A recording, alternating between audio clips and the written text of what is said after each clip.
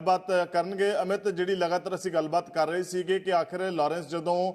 Jail के अंदर नज़रबंद लंबे समय तो और सारी प्लानिंग जी फोन के उत्ते होंदी है रिकॉर्डिंग जी निकल के सामने आ जांदियां ने और इस तो उत्तों सब तो वड्डा ते एक जिहड़ा अहम बेसिक सवाल है असीं तो ये जानना पुछना चाहुंदे हां कि सिर्फ कार्रवाई शूटर तक सीमित रहेगी ਜਾਂ ਇਹ ਖਾਕੀ तक भी पहुंचेगी क्योंकि जेल के अंदर सिम जाने जेल के अंदर मोबाइल जाना तो जेल के अंदर होर समान पहुंचना।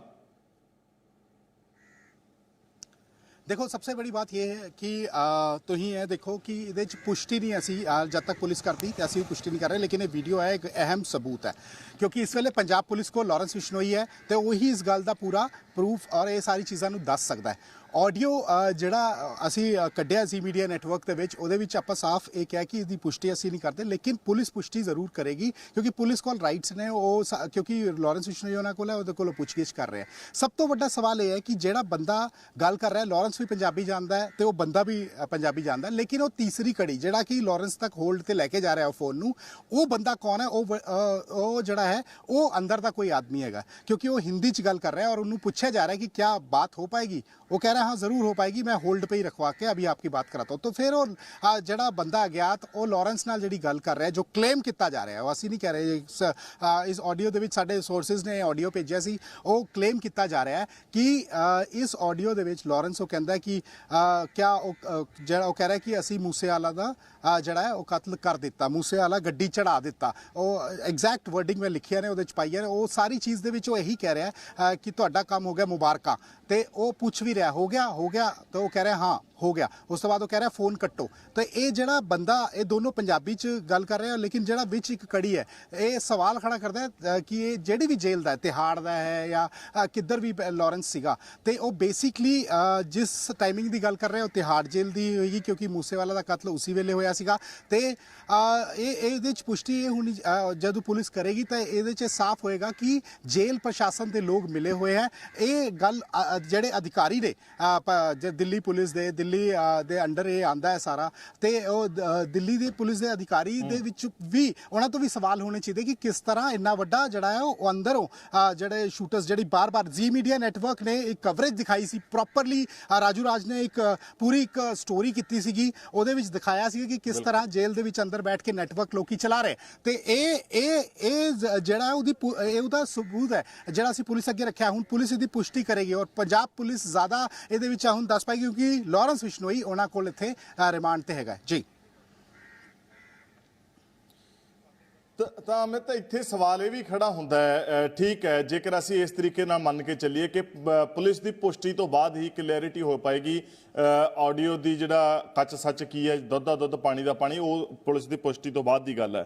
ਠੀਕ ਹੈ। ਬਹੁਤ ਸਾਰੀਆਂ ਅੱਜ ਕੱਲ੍ਹ ਤਾਂ ਟੈਕਨੋਲੋਜੀ ਦਾ ਯੁੱਗ ਹੈ ਤੇ ਹਰ ਚੀਜ਼ ਦੀ ਜਾਂਚ ਜਿਹੜੀ ਹੈ ਉਹ ਸੌਖਿਆਂ ਹੋ ਜਾਂਦੀ ਹੈ ਪਰ ਸਵਾਲ ਇਹ ਹੈ कि इन्ने लंबे समय तो पिछले कह लीए कि महीने सवा महीने तो लॉरेंस पंजाब पुलिस के ਵੱਖ-ਵੱਖਰੇ ਜ਼ਿਲ੍ਹਿਆਂ ਦੀ पुलिस कोले रिमांड के उत्ते है कि हले तक उस दे उत्तों ये गल मनवाई गई है या नहीं मनवाई गई जे नहीं हले मनी गई गल जाओ तो पुछ नहीं गई इन्नी देरी आखिर क्यों लग रही है। देखो अगर पुष्टि हो जाती तो पंजाब पुलिस सब तो पहला आके एक प्रेस कॉन्फ्रेंस कर दी और कहती कि लॉरेंस ने सब कुछ मन लिया हुण आपां अगली लीड तक चलांगे लेकिन ये सिर्फ लॉरेंस नहीं है तो ये देखो सरहद पार तो ये पूरी जी है ये साजिश हो रही है जिद्दां आपां दस्सिया सी कि 2 बंदे मारे गए और ये पाकिस्तान जाना चाहते सी 12 किलोमीटर है इत्थों पाकिस्तान तो वो इत्थों एक सेफ रस्ता लभ रहे सी जिद्दां सामने तुसीं देख रहे हो उसी घर के बाहर मैं खड़ा जिथे एनकाउंटर होया सीगा झोना भी लग्या होया मक्की की भी फसल हैगी मक्की की फसल उच्ची हो गई इत्थों ਜਿਹੜੇ लोकल लोग है ਜਿਹੜੇ ਸਾਡੇ सोर्सिस हैं लोकल ये दस रहे कि बड़ा ईजी हो जाता है इत्थों जान क्योंकि वैजीटेशन ਵੱਧ ਜਾਂਦੀ है तो वो किस तरीके का रस्ता ਲੱਭ ਰਹੇ ਸੀ और एक बड़ी महत्वपूर्ण ਤੁਹਾਨੂੰ मैं दस देना जो कि जी मीडिया नैटवर्क ने ब्रेक किया सी कि लोकी जो उत्थे ਸਾਡੇ सोर्सिस ने लोकल उन्होंने किया सीगा कि पुलिस के आन तो अद्धा पौना घंटा पहला ये लोग मोटरसाइकिल ते आए इन्हां दे पिछे एक गड्डी आई जिहदे 3 लोग सी फिर कोई गलबात की इस घर के अंदर ये सोर्सिस क्लेम कर रहे हैं साडे ते फिर उस तो बाद वो बंदा एक उन्हां चों मोटरसाइकिल लै गया ते 2 बंदे गड्डी 'च चले गए वापस ते 5 बंदे हो गए ते इस गल की पुष्टि है कि वो इत्थे कोई इन्हां नूं लोकल आदमी जिहड़ा हैगा वो इन्हां दा नैटवर्क जरूर होएगा इत्थे आस पास दा जिन्हें इन्हां नूं ये पनाह दित्ती होएगी हुण इन्वेस्टिगेशन का पार्ट है पुलिस भी देख रही है लेकिन सोर्सिस ये क्लेम कर रहे हैं लोकल सोर्सिस कि इन्हां दोनों तो बाद एक गड्डी आई ਸੀਗੀ ਜਿਹਦੇ ਵਿੱਚ 3 ਬੰਦੇ ਹੋਰ ਸੀ, ਉਹ ਮੋਟਰਸਾਈਕਲ ਵੀ ਲੈ ਕੇ ਚਲੇ ਗਏ ਤੇ ਉਹ ਵੀ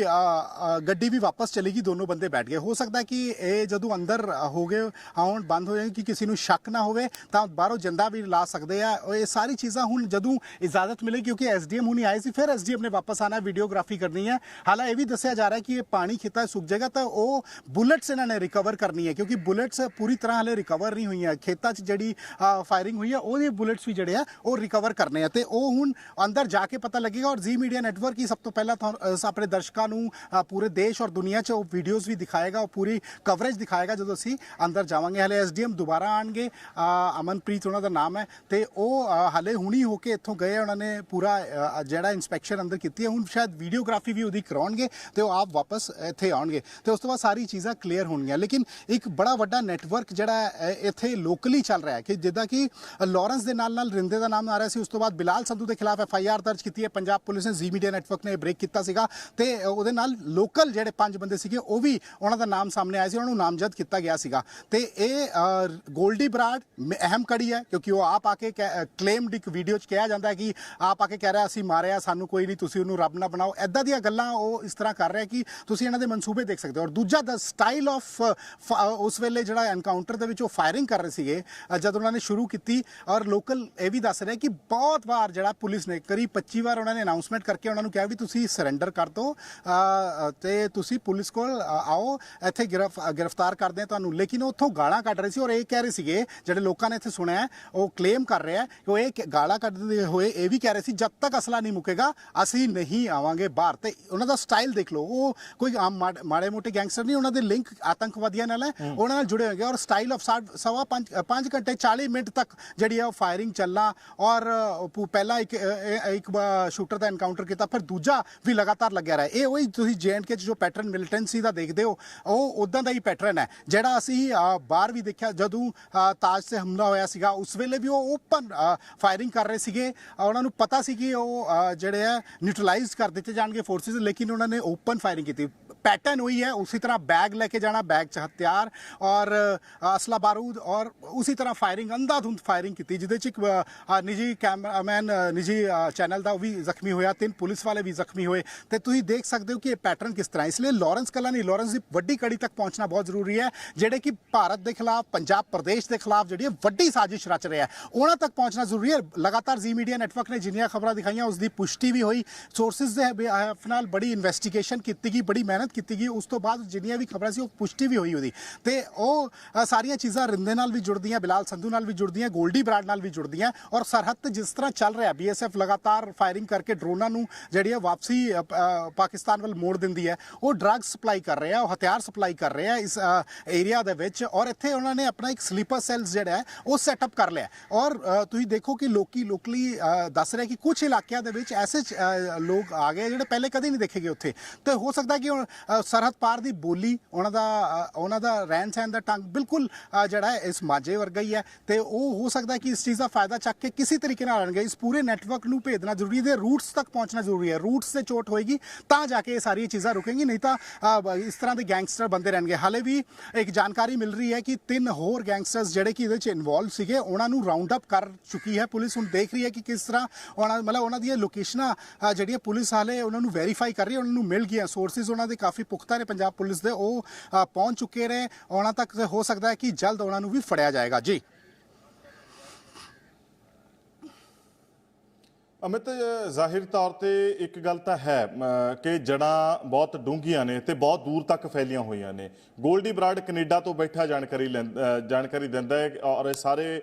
ਮਸਲੇ ਦੇ ਉੱਤੇ ਸਾਰੀ ਕਾਰਵਾਈ ਦਾ ਜ਼ਿੰਮਾ ਚੱਕਦਾ ਹੈ ਕਿ ਹਾਂ ਅਸੀਂ ਕੀਤਾ, ਅਸੀਂ ਕਰਵਾਇਆ ਖੁੱਲ੍ਹੇ ਤੌਰ ਤੇ। ਰੈੱਡ ਕਾਰਨਰ ਨੋਟਿਸ ਜਾਰੀ ਹੈ, ਹਾਲੇ ਪਤਾ ਨਹੀਂ ਕਿਹੜੀਆਂ ਕਾਨੂੰਨੀ ਅੜਚਣਾਂ ਆ ਰਹੀਆਂ ਨੇ, ਪਰ ਗੋਲਡੀ ਬਰਾੜ ਨੂੰ ਭਾਰਤ ਹਾਲੇ ਤੱਕ ਨਹੀਂ ਲਿਆਂਦਾ ਗਿਆ। ਦੂਸਰੀ ਗੱਲ ਕਿ ਯੂਪੀ ਤੋਂ ਇਹ ਸਾਰਾ ਕੰਮ ਤੁਰਦਾ ਹੈ। ਦਿੱਲੀ ਦੀ ਜਿਹੜੀ ਜੇਲ੍ਹ ਹੈ, ਜਿਵੇਂ ਜੇਕਰ ਇਸ ਕਾਲ ਰਿਕਾਰਡਿੰਗ ਨੂੰ ਆਧਾਰ ਬਣਾਇਆ ਜਾਵੇ, ਉੱਥੋਂ ਇਹ ਸਾਰਾ ਨੈਟਵਰਕ ਚੱਲਦਾ, ਉੱਥੋਂ ਹੀ ਕੈਨੇਡਾ ਕਾਲ ਹੁੰਦੇ ਆ, ਉੱਥੋਂ ਹੀ ਬਠਿੰਡੇ ਕਾਲ ਹੁੰਦੇ ਆ, ਉੱਥੇ ਹੀ ਜਿਹੜਾ ਹੈ ਯੂਪੀ ਤੋਂ ਹਥਿਆਰ ਮੰਗਾਏ ਜਾਂਦੇ ਨੇ, ਗਾਜ਼ੀਆਬਾਦ ਮੰਗਾਏ ਜਾਂਦੇ ਨੇ। ਤਾਂ ਇਹ ਸਾਰੀਆਂ ਚੀਜ਼ਾਂ ਜਿਹੜੀਆਂ ਨੇ ਕਾਫੀ ਵੱਡੇ ਸਵਾਲ ਖੜੇ ਕਰਦੇ ਨੇ। ਇਹ ਤੁਹਾਡੀ ਗੱਲ ਠੀਕ ਹੈ ਕਿ ਰੂਟਸ ਲੱਭਣੀਆਂ ਜ਼ਰੂਰੀ ਨੇ। ਇਸ ਬਹਿਰਹਾਲ ਖਬਰ ਦੇ ਉੱਤੇ ਜਾਣਕਾਰੀ ਸਾਂਝ ਪਾਉਣ ਲਈ ਤੁਹਾਡਾ ਅਮਿਤ ਜੀ ਬਹੁਤ ਬਹੁਤ ਸ਼ੁਕਰੀਆ।